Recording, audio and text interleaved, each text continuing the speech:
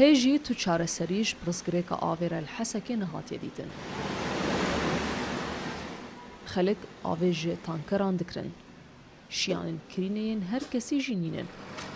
ڕۆژتوانێکی تاخەت الحەجەر ژی دبێژێ بهتر ji pêncî rojan e ew bê av in. û ji ber zêdebûna xwesteka li ser ava tankeran carna ew du rojan bê av dimînin. Diriya sarî carî têkir Amerîkariya xwe dikin ew jî mesele derna jê du rojan bê av dimînin. Hetanî em serrêkê bisekinin hetanî em sarîcekê bibînin em ji xwe bînin avê verak.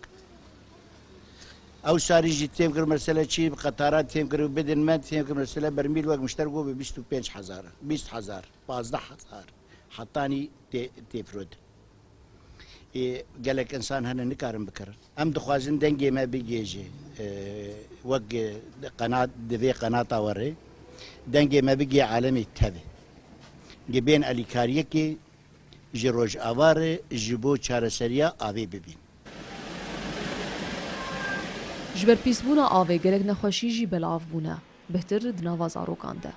Doktor Ferîd Dawûd dibêje ew nizanin ava tankeran ji kur tê dagirtin û heta çi qasî xwediyê tankeran pabendî mercên paqijiyê dibin.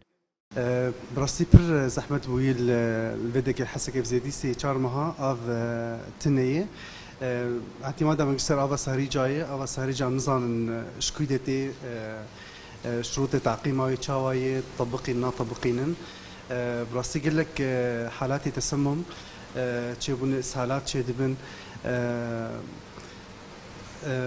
يقول لك نخشيش دو فيتي نخشين معوي تشيدبن التهاب مع افتشتانا جدوفي افيك براسي قال لك تشيبونه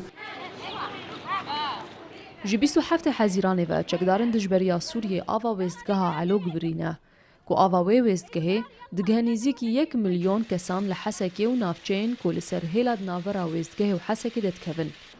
Beryaniha jî rêveberiya avê li Hesekê rakand bû ku danûstandinên UNICEF digel aliyê Tirkiyê ji bo berdana avê bi ser neketine.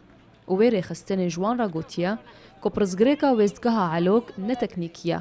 Lêbelê bi doseyên siyasî ve girêdayî ye û ji desthelata wê nîne sînorê xwe derbas bike û bêhtir destewêrdanê di vê mijarê de bike.